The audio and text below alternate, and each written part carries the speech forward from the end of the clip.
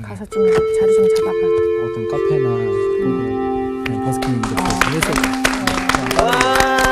안녕하세요.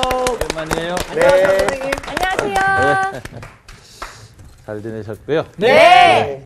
창세기 이어서 이렇게 출애굽기 공부하는 이 시간을 굉장히 기다리게 됩니다. 저희도 그래요. 맞아요. 네 분 모습 특별히 자주 생각나고요.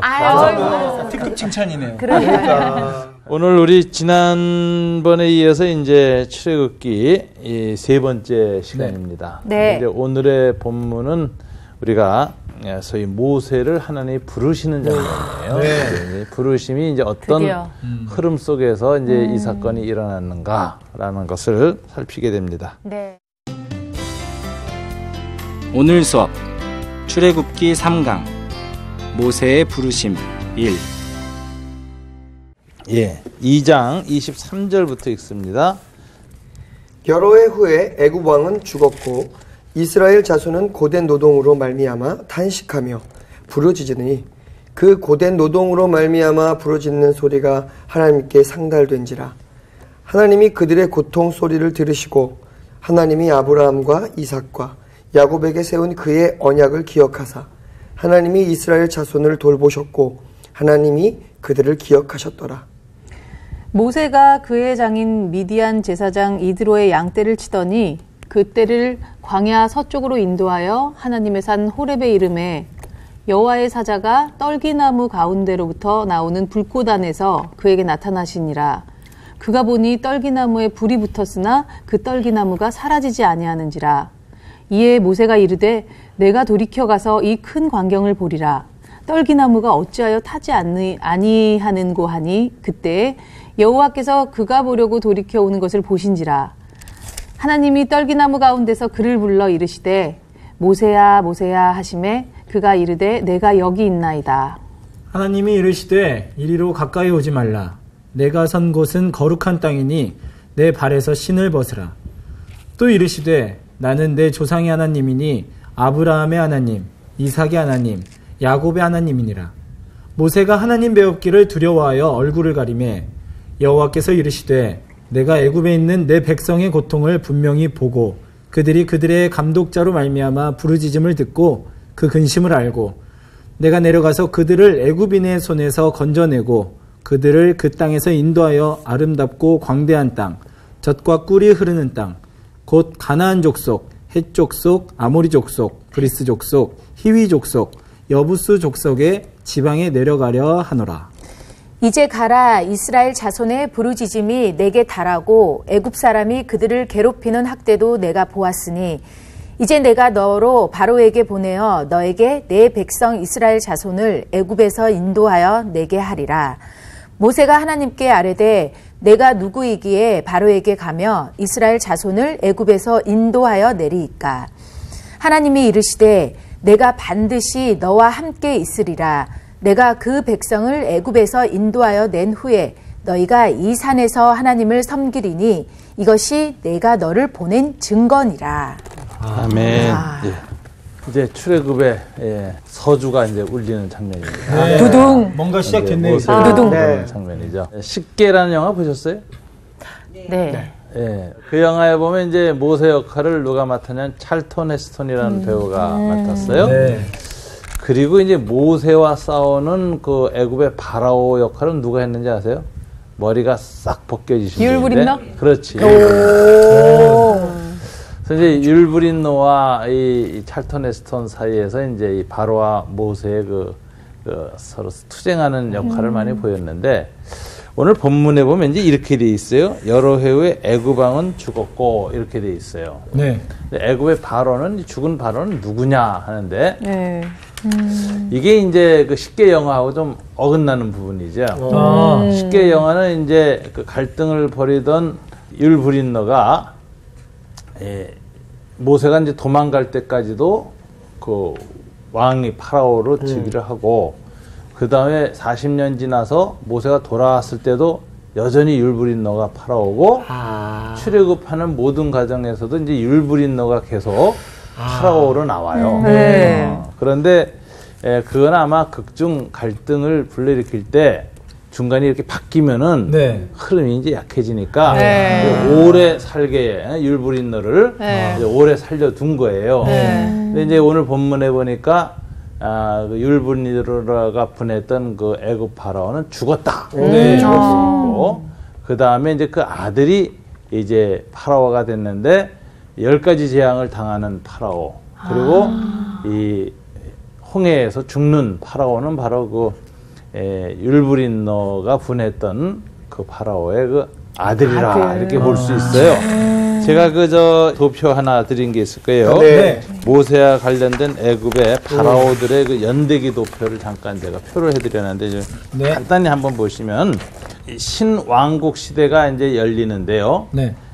이것을 18왕조가 시작되는데 이게 이제 출애굽 연대하고 연관된 왕조라고 보통 봅니다. 네. 이때 창시자가 아모시스, 아메노피스, 투투모세 1세 이렇게 되는데 이제 모세가 태어났을 때가 투투모스 2세 때 태어나는 거거든요. 그래가지고 그 공주인 합세슈트하고 사이에서 양자로 자라나게 되잖아요. 그러니까 이때 왕들의 이름이 보면 다 뒤에 모세스가 붙어요. 네. 그래서 물과 연관이 있는 이름이고 네. 그 다음에 모세의 이름은 이제 이중적이죠. 물에서 건져냈다라는 이름을 갖고 있으면서 네. 동시에 애굽 왕들의 전형적인 이름이었다. 네. 모세스. 그래서 투스모세 이렇게 돼 있는데 투투모스 3세가 소위 모세와 같이 자란 애굽 왕으로서 갈등을 빚다가 이제 모세가 이제 도망가게 될 때 왕이었어요. 네. 그리고 뭐 그 합세슈트와 투투모스 2세 사이에 이제 딸이 있었죠. 네프레가 나오는데 이 여인이 이제 그 영화에 보면 이제 그 모세하고 좋아했다가 모세가 자기 히브리인의 정체성을 드러내면서 거절하니까 그 바라오한테를 씻가는 이제 그런 이야기가 나와요. 그 사이에 아메노텝 2세가 나왔는데 이 왕이 맞아면 모세와 이제 출애굽 과정에서 대결하는 왕입니다. 그래서 이제 10가지 재앙을 다 당하는 아주 정말 재수 없는 왕입니다. 말 좀 듣지. 그래서 이제 오늘 본문에 보면 이제 애굽의 왕이 죽었다라고 이제 시작되는데 그 죽은 왕은 그럼 누굴까요? 투투모스 3세예요. 네. 이제 아메노텝 2세가 10가지 재앙을 겪고 이제 홍해에서 죽고 나니까 네. 그 밑에 이제 투투모스 4세라는 사람이 이제 즉위를 해요. 네. 근데 이 사람 즉위 이야기가 실제로 역사적 근거가 있는 비문이 발견됩니다. 이 사람은 원래 아메노텝 2세의 장자가 아니었어요. 그러니까 왕세자가 아니었다. 그러니까 왕세자가 아닌 사람은 눈에 띄면 죽어. 왕이 서여서 밀려나면 죽는 거예요. 그래서 이제 떠돌아 살아야 돼. 그래서 이제 이 사람도 떠돌고 있었어요. 떠돌고 있었는데 이제 룩소르 왕의 계곡에 가면 그 이제 스핑크스가 하나 크게 있는데 근데 이제 거기에서 그 고고학자들이 비석을 하나 발견하게 돼요. 네. 그 비문에 무슨 얘기가 쓰여져 있느냐? 이 비를 세운 사람이 투투모스 4세예요. 그 내용이 뭐냐면 내가 떠돌다가 이 스핑크스 밑에서 잠이 들었는데 꿈에 스핑크스가 나타난 거야. 그래서 얘기하기를 네 형이 죽었다. 네가 왕이 될 것이다. 빨리 돌아가라. 어머. 그래서 이제 돌아갔더니 무슨 일인지 형은 죽었고 자기가 바로 왕으로 취임하게 돼요. 그래서 그걸 감사해서 이 스핑크스 앞에다가 꿈의 비라는 이름의 비를 세웠는데 이 비가 발견이 된 거죠. 과학적으로. 그래서 이게 이제 역사적인 사건인데 그럼 그 형이 왜 죽었을까? 아무도 설명 안 해, 이집트 역사에서는. 그 재앙, 장자. 불의한 일이나 부끄러운 일이나 수치가 되는 일로 죽었을 때는 기록을 안 합니다. 고대 왕국은. 이긴 것만 기록해, 항상. 영광스러운 것만. 학자들은 유추하기를 출애굽 재앙. 그래서 10가지 재앙에 이 바로의 첫 아들이 장남이 죽었고, 그 다음에 그 바로조차도 홍해에서 죽고. 그리고 바로 이 둘째가 그 다음에 투트모스 4세로 즉위했다. 이렇게 봅니다. 이거는 이제 역사적 고고학적 자료가 좀 이제 남아 있어요. 네. 그래서 이게 이제 이 당시 출애굽 당시에 역사적 어떤 배경으로서 우리가 좀 한번 생각해 볼 수 있는 이야기입니다. 어우. 재밌다. 자, 정말 근거가 정확하네요. 23절에 이제 여러 해후에 애굽 왕은 죽었고 요걸 할 때는 이제 이 생각을 좀 하면 돼. 이제 모세를 찾던 왕이 죽었고 새로운 왕이 나타났다 하는 거예요. 자, 이 역사적으로는 그 이제 이 출애굽 사건의 연원이 이처럼 투스모스 3세 때에 그 이제 시작되어진다. 네. 근데 이제 모세가 이제 불림을 3장 1절에서 이제 시내산 가시떨기에 이제 하나님의 불이 임하고 나서 이제 거기서 이제 불림을 받는 소위 소명 사건. 네. 모세가 이스라엘의 선지자로 네. 해방의 선지자로 이제 부르심을 받는다. 네. 이 유명한 사건이 나타나는데 여기 이제 배경이 네. 어떻게 이것이 일어나는 가를 이제 두 가지로 설명하고 있어요. 네. 우선 이제 22절을 한번 읽을 필요가 있습니다. 2장 22절. 네. 다시 읽어볼까요? 그가 아들을 낳음에 모세가 그의 이름을 게르솜이라 하여 이르되 내가 타국에서 나그네가 되었음이라 하였더라. 자, 모세의 생애는 크게 40년씩 세 번으로 나뉘어집니다. 네. 잘 아는 것처럼 애굽 왕자로서 40년, 네. 40년은 미디안 목자로서 40년을 네. 보내고. 근데 이제 모세의 부르심이 80세에 있는데 언제 부르시느냐, 부르심의 때가 뭐냐, 이게 자기 정체성의 변화를 겪고 난 다음에 부르신다는 거예요. 이게 이제 온 타임. 하나님의 부르심의 때가 뭐냐?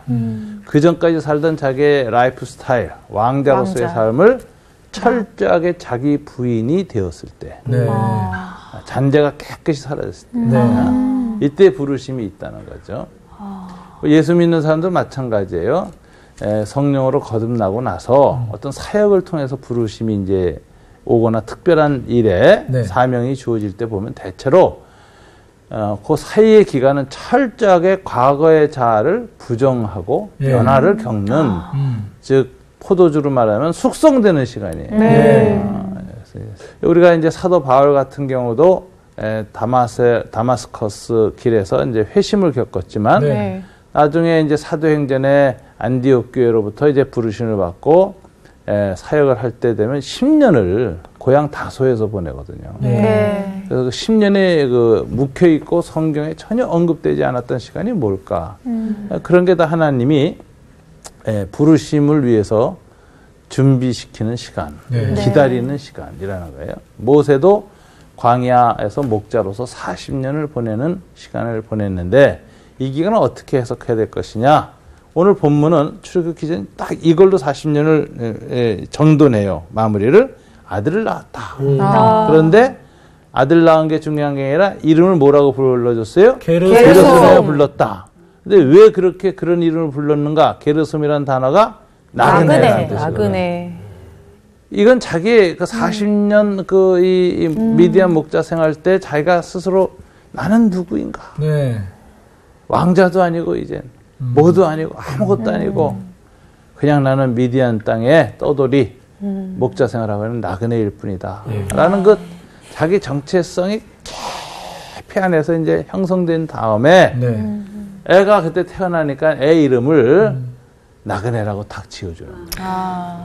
이거 이제 모세의 자기 정체성 변화라는 거예요. 요걸 이제 신약 성경의 용어로 말하면 자기 부정이라는 거예요. 왕자로서의 자아가 이제 부정돼요. 네. 그래서 예수님은 그렇잖아요. 나를 쫓아오려거든 자기를 부정하고 네. 정말 나를 쫓으라 그랬잖아요. 네. 그래서 이제 자기 부인이라는 게 굉장히 중요한 메시지입니다. 남의 부인하고 따르면 안 된다. 그렇죠. 아재 개그. 야, 이걸 어떻게. 지금 너무 진지하게 듣고 있어요. 받았어요. 이게 또 무슨 근데 중요한 건 저것도 옳은 말씀이잖아요. 다 진리야, 다 진리야. 정확히 간파하셨네. 그럼. 하여튼 이 자기 부정이라는 게 네. 이 예수님도 이 제자의 길을 들었을 때 가장 중요한 첫 번째 요건이었어요. 네. 그러니까 이제 신자에서 제자의 삶을 들었을 때 네. 주님은 자기 부정이 그 첫 걸음이다 그랬거든요. 오늘 모세도 비슷해요. 그래서 이제 미디안에서 자기 정체성에 변화가는데 그게 나그네 정체성이 생겼다. 이게 이제 부르심의 시작이야. 이젠 왕자의 자아가 부정됐다. 이 나그네라는 정체성은 굉장히 중요한 정체성입니다. 예. 네. 왜냐하면 나중에 하나님이 네. 이스라엘을 구원하시면서 계속해서 얘기하시는 것이 너희는 애굽 땅에 있을 때 나그네였다라는 걸 계속 상기시키세요.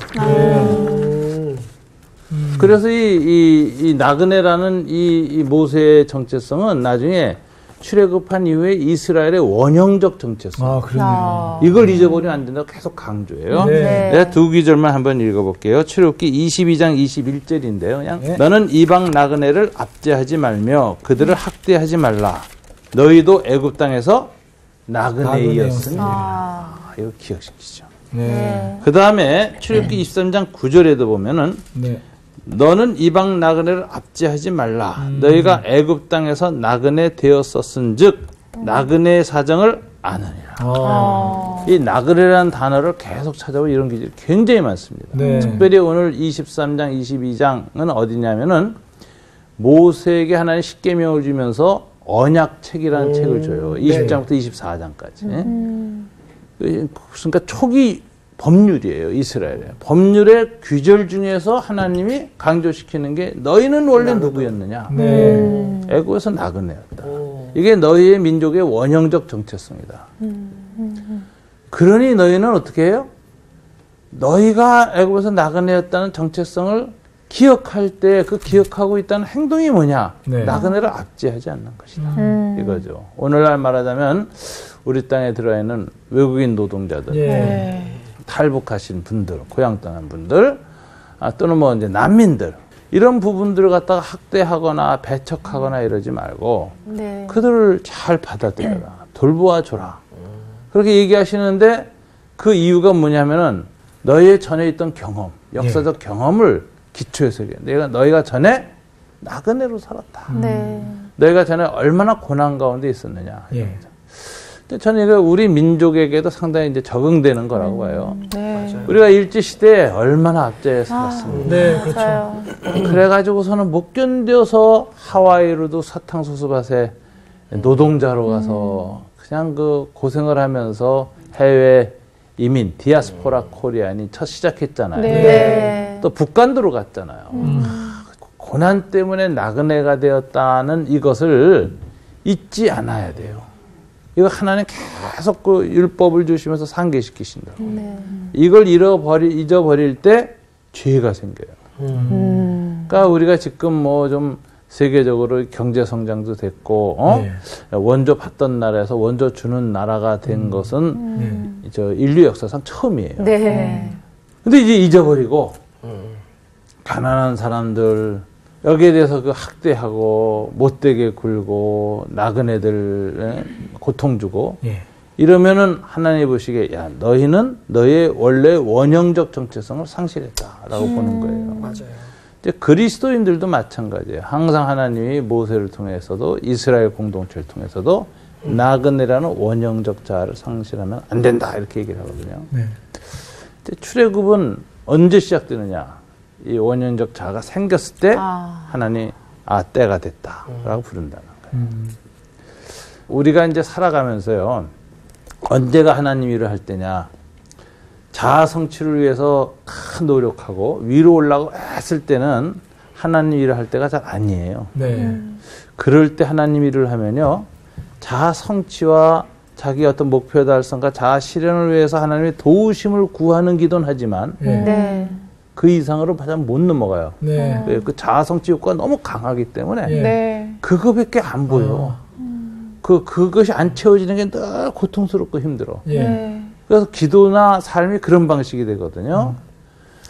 근데 그때는 다른 사람 못 돌봅니다. 네. 그런데 어느 순간에 그런 목표를 내려놓기 시작할 때 하나님께서 내려놓기 시작하면 뭐가 보이냐? 이제 위기를 안 쳐다보게 돼요. 네. 그럼 자기를 들여다보게 되고 네. 자기 주변 사람들을 보게 되고 자기처럼 고통스럽고 힘들어하는 사람들을 돌아보게 돼요. 네. 그래서 산 꼭대기 안 올라가고도 중턱에서 산이 아름답다는 걸 느낀대요.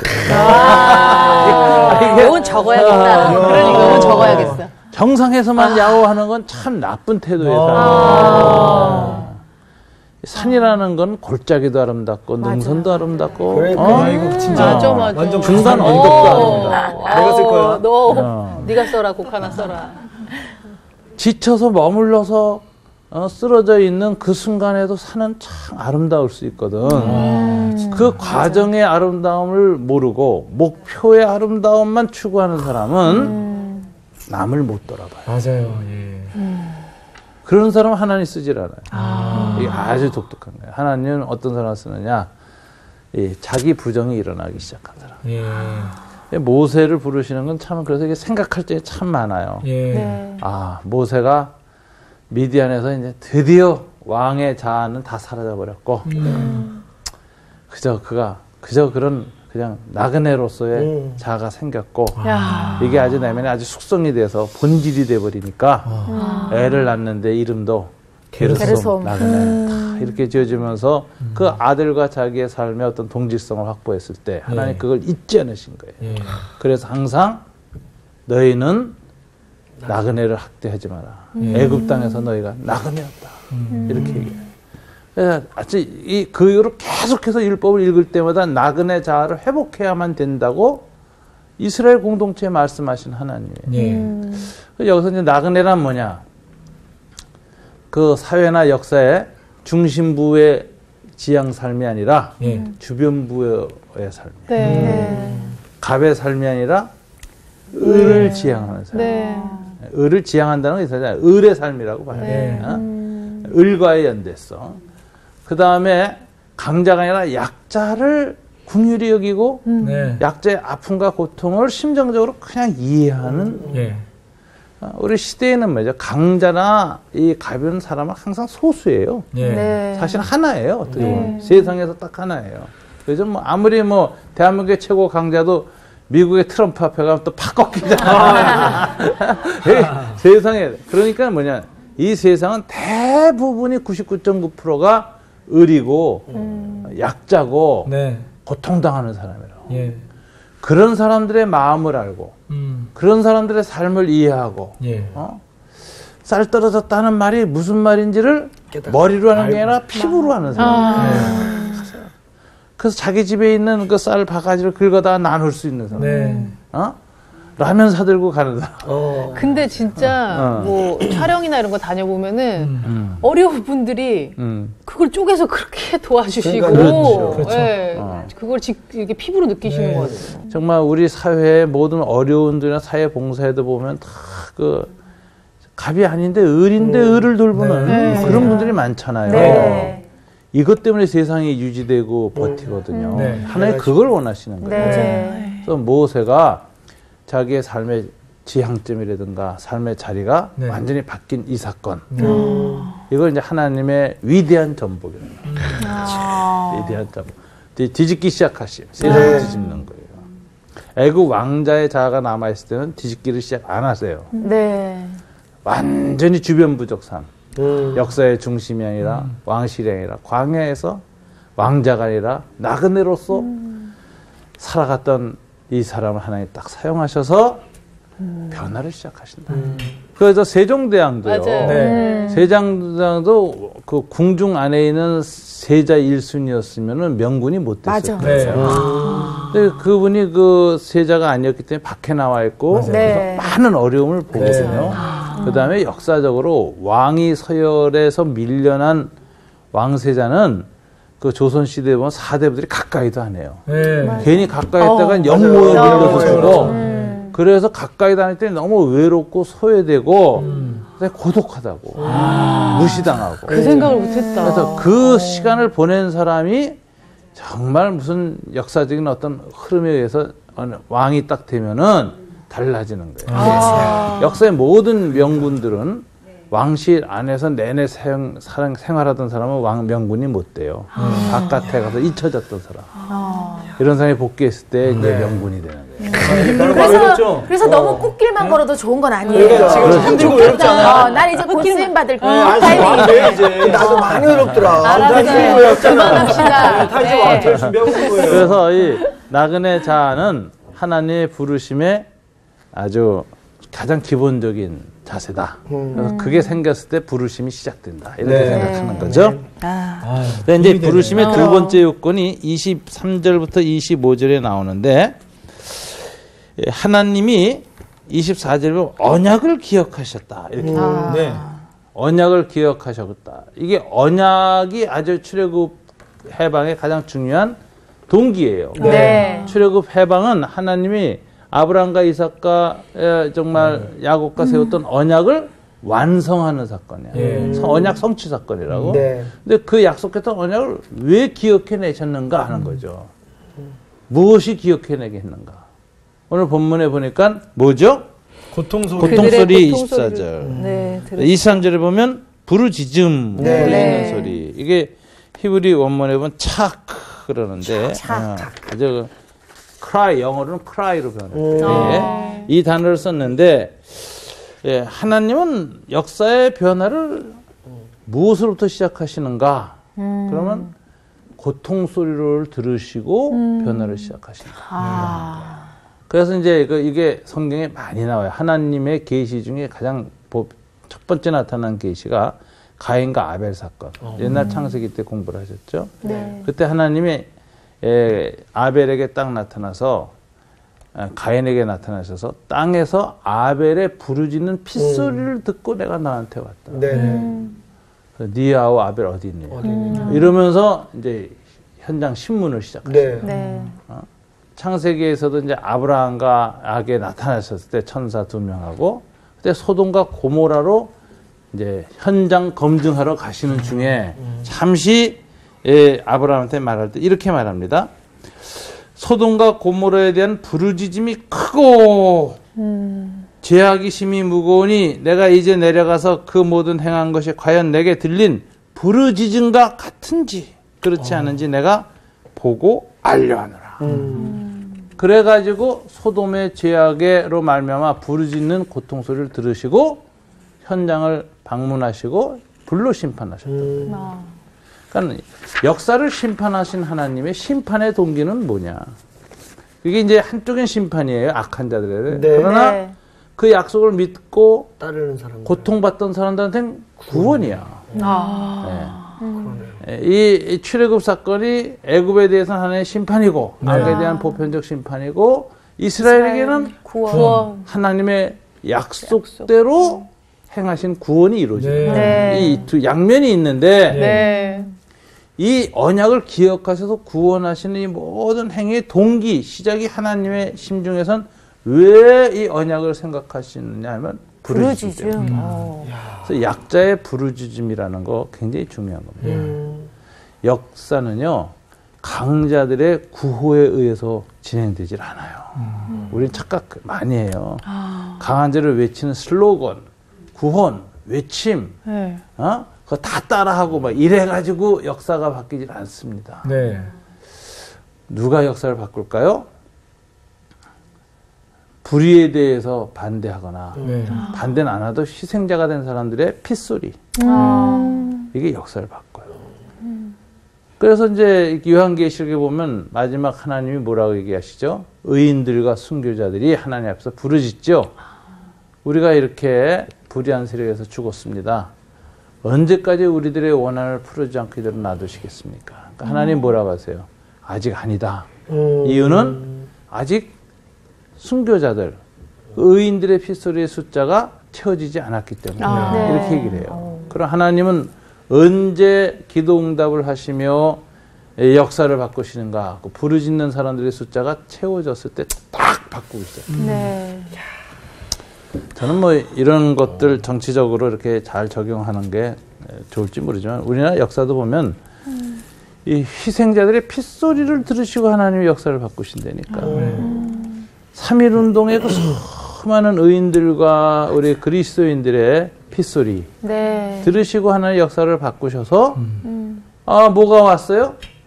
아 출애굽 해방이 왔어요. 광복이 왔어요. 또 하나님께서 그 후에 이루어진 수많은 희생자들이 많잖아요. 그런 사람들을 통해서 민주주의를 회복시켜 갔어요. 네. 그래서 이 억울하게 죽은 사람들의 핏소리, 이걸 하나님이 들으신다라는 역사의식을 그릴 수 있는 거죠. 네. 그래서 저는 그렇게 생각해요. 살아있는 사람들이 역사의 주인공이 아니다. 이게 아니거든요. 산 사람들이 뭐 데모해서 역사를 바꿨다. 산 사람들이 무슨 투표해서 바꿨다. 아니에요. 희생한 사람들이. 먼저 죽은 사람들의 핏소리. 네. 굉장히 중요한 메시지죠. 고통당한 사람의 부르짖음을 들으시고 하나님이 때가 차면 딱 바꾸시는 거예요. 그래서 역사는 산자나 강자의 역사가 아니다. 네. 살아있는 자나 강한 자들이 역사를 이끈다고 생각하는 게 엘리트 역사가 아니라고요. 네. 그 토마스 칼라일 같은 사람은 그 영웅 숭배론이라는 글을 썼는데 네. 그 영웅이 역사를 이끈다 이런 식의 사고예요. 아니에요. 하나님은 역사를 그렇게 바꾸지 않아요. 그래서 하나님은 약한 자 중심으로 정의를 실현하기 위해서 역사를 바꾸세요. 네. 그래서 바꾸는 도구로 쓰는 사람도 왕자의 자아를 갖지 않은 누구? 나그네 자아를 가진 모세를 사용하시고 그걸 사용해서 역사를 일으키는 동기도 부르짖음이 딱 올라오니까 하나님께서 이제 내가 더 이상 이 악을 지켜보면 안 되겠다. 중간 정산 좀 하자.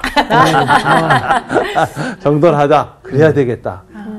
노아 홍수 때처럼 모아뒀다가 한꺼번에 해결하지 아니하시고 중간에 정산을 하자. 네. 그래서 이제 모세를 이렇게 부르시는 거죠. 자, 이게 이제 이 소명과 관련된 소명의 조건 중에 하나가 자기 부정의 때라는 거예요. 네. 그 다음에 역사적으로 일반 보편 역사 속에서는 악이 꽉 차서 그 비명 속에 한계에 이르렀을 때가 하나님이 이제 구원을 시작하세요.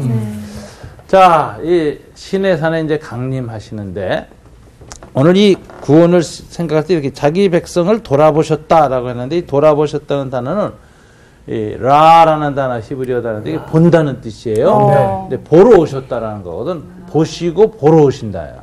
그러면은 이런 것들을 요즘 교회에서 쉽게 쓰는 말로는 신방하신다.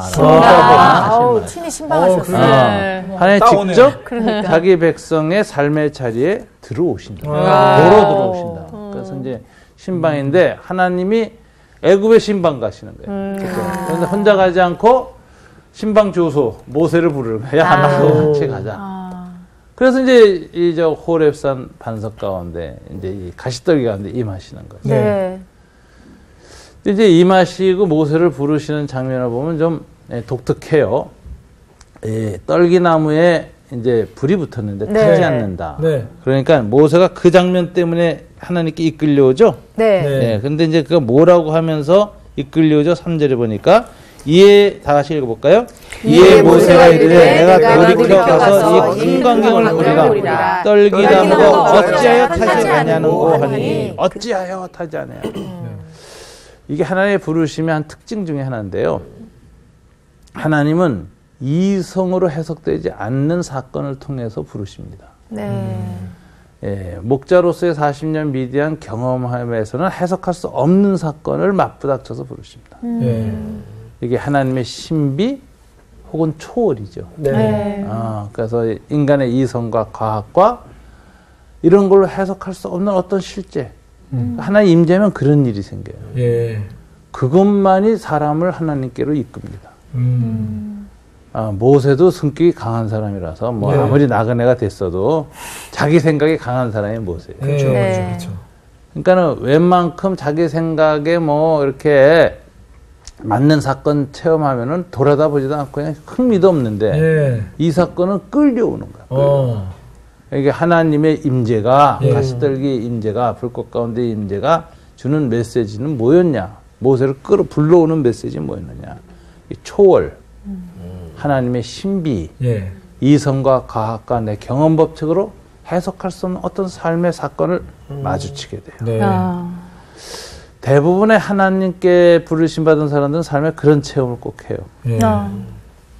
거기 그 사건 앞에서는 자기의 모든 지식, 경험, 과학, 책, 지식 세계관 다 해석이 안 돼. 맞아요. 이건 뭐지? 예. 그게 이제 하나님 끌어오는 방식. 네. 그래서 왔다라는 거예요. 그것에 왔을 때 그가 행한 행위는 뭐냐? 하나님 요구하시는 게 이리로 가까이 오지 말라. 내가 선 곳은 거룩한 땅이 네 발에서 신을 벗으라. 이건 뭐냐면 예배의 회복. 광야 지성소를 딱 하는 거예요. 하나님의 초월적 임재와 신비를 체험하면서 하나님 두 번째 뭘 얘기하냐면 신을 벗으라.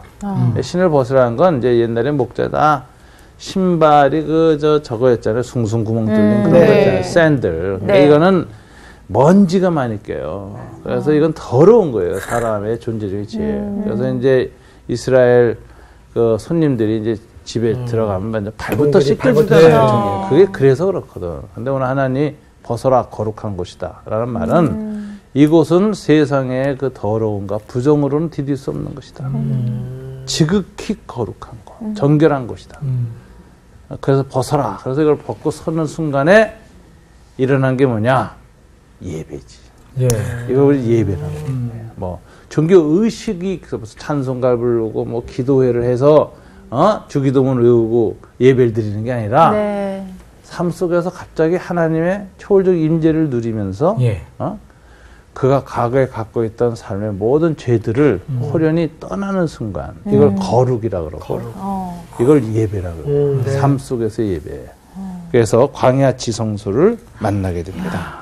그래서 예배를 드리니까 하나님이 그에게 약속을 하시는 거죠. 자, 강조점만 좀 읽겠습니다. 7절. 네. 여호와께서 이르시되 내가 애굽에 있는 내 백성의 고통을 분명히 보고 아까 보았다 그랬죠. 그것도 보러 오신 거예요.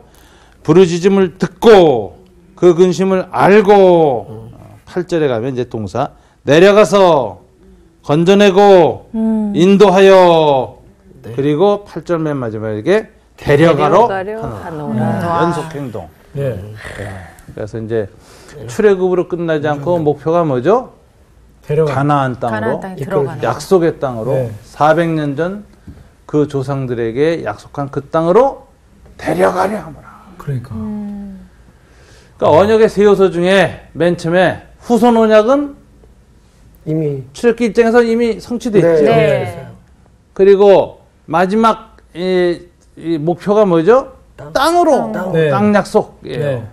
그리고 그 가운데 이제 필요한 게 주권. 하나님이 함께 하셔서 왕이 되시고 율법을 주시고 법으로 통치하시고 이 이스라엘 후손들을 하나님의 거룩한 국가로 거룩한 백성으로 빚어내셔서 그리고 하나님의 나라가 되어서 가나안 땅으로 들어가는 거예요. 이 과정이 출애굽의 과정 중에 다 나타나는 거죠. 자, 오늘은 모세의 부르심을 좀 생각했습니다. 개인적으로는 자기 부정의 때가 중요하다. 역사적으로는 하나님이 언제 사람을 불러서 문제를 해결했느냐. 고통 소리가 많을 때 그걸 해결하시죠. 그 다음에 부르심 임재하시는 방법은 초월적 임재와 예배의 회복. 우리의 삶의 지성소가 회복될 때 하나님을 향한 찬양과 거룩이 회복될 때 이게 부르심의 확실한 증거지요. 그러면 이제 하나님의 약속을 이루어 가시는 거죠. 감사합니다. 감사합니다. 감사합니다. 고맙습니다. 그 모세가 신발을 벗었잖아요. 나의 거룩함을 다시 회복을 시켜야겠다. 정말 하나님 앞에 겸손하게 나의 더러운 것들을 먼저 회개함으로써 정말 지성소로 나아갈 때 하나님과의 관계가 더 돈독해지면서 하나님의 이끄심을 제가 순종하면 따라갈 수 있겠구나라는 생각이 들었어요. 내 아픔을 하고 나의 정체성을 깨달으면 그때 하나님 바꾸신다라는 게 그래서 조금씩 어려움을 나의 스스로를 바라보게 하는 게 아닌가. 누구보다도 우리 넷이 진짜 공감한 게 MBC 공채고 또 왕래도 거의 CCM의 아이돌이었고 저는 또 저 제2본부에서 백불 나온 노래도 있고 그 모든 것을 지금은 다 내려놨잖아요. 우리 넷이 이제 때가 됐습니다.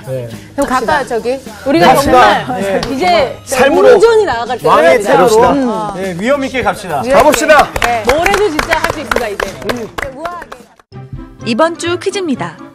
갈렙이 이 산지를 내게 주소서라고 청하여 얻은 땅은 어디인가요? 1번 베색, 2번 헤브론, 3번 아스글론. 정답을 아시는 분은 CBS 성서학당 홈페이지에 정답을 올려주시거나 우편으로 보내주시면 됩니다. 보내실 곳은 서울특별시 양천구 목동서로 159-1 CBS 성서학당 담당자 앞입니다. 연락처를 꼭 남겨주세요. 선정되신 분들에게는 하나님의 말씀을 전 세계에 보급하는 대한성서공회에서 성경, 송태근 선생님의 쾌도남마 사무엘상, 김기석 선생님의 욥 끙끙 앓는 하나님, 성경 통독을 위한 최고의 자습서 성경 2.0 가운데 하나를 드립니다.